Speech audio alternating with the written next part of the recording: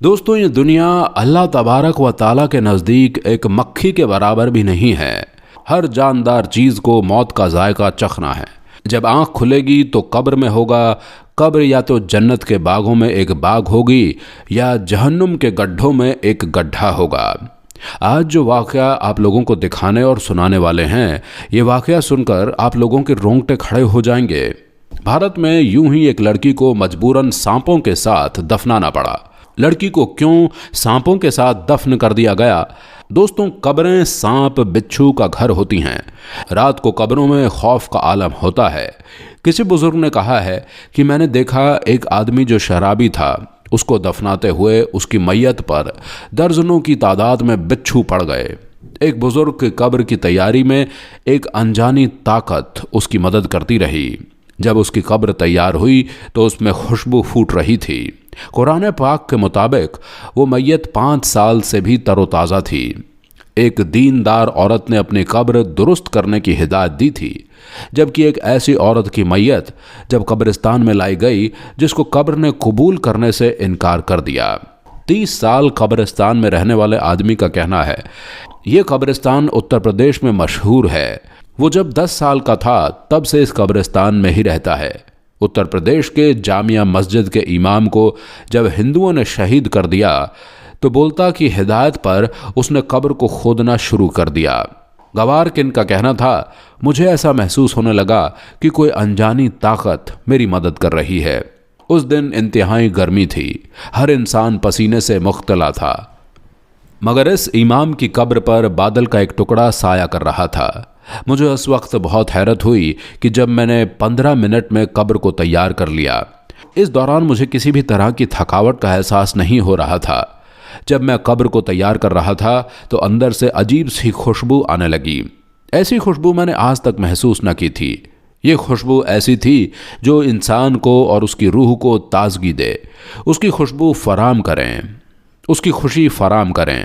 गुलाम मोहम्मद ने बताया, आपका जनाजा पढ़ने के लिए पूरे मुल्क से लोग आए। बहुत से लोगों को कब्रिस्तान से बाहर रुकना पड़ा।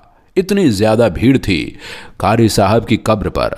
बहुत से लोग कुरान पाक पढ़ने के लिए आया करते थे, जबकि रात को इनकी कब्र से ऐसी रोशनी निकलती है जो पूरे कब्रिस्तान को रोशन कर देती है।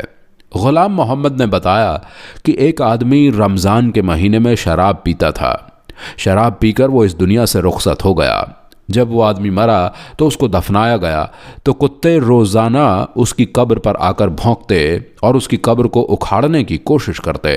मालूम करने पर पता चला हर चीज़ को उस मैयत की चीखने की आवाज़ सुनाई देती थी। आज शराब पीने की वजह से फरिश्ते उसकी पिटाई कर रहे थे। बरसात के मौसम में बारिश इस कदर ज़्यादा हुई कि बहुत सी कब्रें नीचे धंस गई। गुलाम मोहम्मद ने बताया कि इनमें से एक कब्र ऐसी थी जिसमें रहने वाले मुर्दे का जिस्म तरोताज़ा था। मालूम करने पर पता चला ये एक कब्र कुछ दिन पहले की थी, जब एक्सीडेंट की वजह से उसकी मौत हो गई थी। गुलाम मोहम्मद का कहना था कि एक दिन उसके बाप ने बताया, इस जगह एक ऐसी औरत की भी कब्र मौजूद है जो इंतहाई नेक और पाक दामन है और अल्लाह तबारक व ताला से मोहब्बत करने वाली है। 1996 में तेज बारिशों की वजह से इस कब्रिस्तान में इंतहाई पानी भर गया। इस पाक दामन औरत की कब्र के पास पानी बढ़ गया।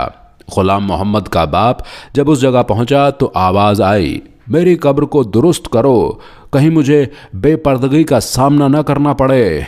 गुलाम मोहम्मद के बाप ने बताया कि उस औरत का कफन बिल्कुल सही सलामत था। ऐसा महसूस हो रहा था जैसे इस कब्र को अभी खोदा गया हो।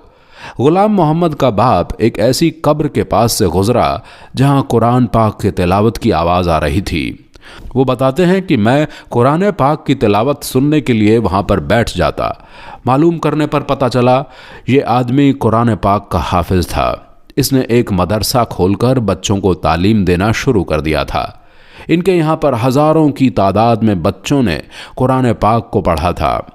सन 2001 में 3 आदमी और एक औरत उस वक्त ज़लज़ले की वजह से फौत हो गए थे जब वो अल्लाह तबारक व ताला की इबादत करने में मशरूफ़ थे। जब उन लोगों की कब्रों को तैयार किया जाना तो 5 घंटे गुजारने के बाद भी इनकी कब्रें तैयार ना हुई। ज़मीन इतनी तंग हो गई कि कब्र खोदना मुश्किल हो रहा था। जब कब्र खोदना शुरू किया तो अंदर से एक सांप बाहर निकला, जिसे देखकर उसके रोंगटे खड़े हो गए। फिर इन लोगों की मदद से उस सांप को मारा गया और तमाम कब्रों को तैयार किया गया। जब इन लोगों को कब्र में उतारने लगे तो इन लोगों की कब्र में अचानक काले बिच्छू बाहर निकल आए, जो तमाम मैयतों से लिपट गए। ये मंजर देखकर लोग कानों को हाथ लगाने पर मजबूर हो गए। कई लोग ये मंजर देखकर बेहोश हो गए। आखिरकार अल्लाह अल्लाह करके उन लोगों को दफन कर दिया गया। गुलाम मोहम्मद ने बताया कि एक दफ़ा उसे एक औरत की कब्र तैयार करने को कहा गया। उस वक्त उसके बाप भी जिंदा थे। जब कब्र की तैयारी करने लगे तो कब्र की ज़मीन सूख गई। वो कहने लगा, हम सुबह 9 बजे से शाम 4 बजे तक कब्र को तैयार करते रहे। कब्र के अंदर इंतहाई गर्मी थी। कब्र मैयत को दफनाने के अगले दिन कब्र से चीखने की आवाज़ें आने लगी। मैयत कह रही थी, मुझे बचाओ, मुझे बचाओ। गुलाम मोहम्मद ने बताया, मालूम करने पर पता चला ये औरत अपने शौहर की नाफरमानी थी। ये औरत सज धज के बाजार जाती थी। जब इसका शौहर उसे रोकने की कोशिश करता तो ये औरत उसके आगे ज़बान चलाती थी और उसके सामने अक्सर लोगों से मुस्कुराकर बात करती थी। ऐसा लिबास पहनती कि अक्सर इसका जिस्म दिखता था। औरत का शौहर बहुत परेशान था, जबकि वो अपनी वालदा का फर्माबरदार था। ख़ानदान के लोग अगर इस औरत को समझाने की कोशिश करते तो ये इनसे भी झगड़ा करती। इस औरत ने अपने शौहर की ज़िंदगी को बदतर कर रखा था। गुलाम मोहम्मद ने एक आलम से इस बारे में बात की तो उसने कहा, अगर इस औरत का शौहर उसकी कब्र पर जाकर उसे माफ़ कर दे तो हो सकता है अल्लाह तबारक व ताला उसकी कब्र के आज़ाब ख़त्म कर दे। शौहर ने कब्र पर जाकर उस औरत को माफ़ कर दिया। चुनांचे उस औरत की कब्र से आवाज़ आना बंद हो गई। उस औरत का शौहर जुम्मे के दिन उसकी कब्र पर आकर फतह ख़हानी करता। दोस्तों, अब हम उस लड़की की बात करते हैं जिसको सांपों के साथ दफनाया गया। 1990 की अखबार में ये वाक़या है। लड़की की मां ने बताया, जब मेरी छोटी बेटी का इंतकाल हुआ, उसे दफनाने के लिए जब कब्र की जानिब गए तो उसकी कब्र के अंदर बेशुमार सांप मौजूद थे।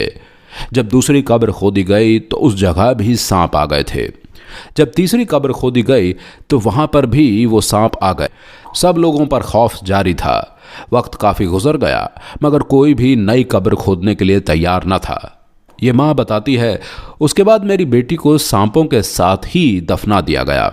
मेरी बेटी को दफन करते वक्त आप लोग दहशत में थे, लिहाजा उसे इसी तरह से फेंका गया जैसे किसी को लेकर कूड़े में फेंका जाता है। लड़की की मां ने बताया, मेरी बेटी 5 वक्त की नमाज अदा करती थी मगर वो लोगों को दिखाने के लिए बहुत ज़्यादा फैशन करती थी।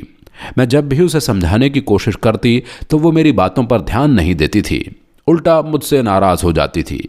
कब्र तीनों हजरत, जो आदमी आज़ाब कब्र में इंतकाल करें वो मुसलमान नहीं। आज़ाब कब्र बरहक है। हमें अल्लाह तबारक व ताला से अपने गुनाहों की माफ़ी मांगनी चाहिए।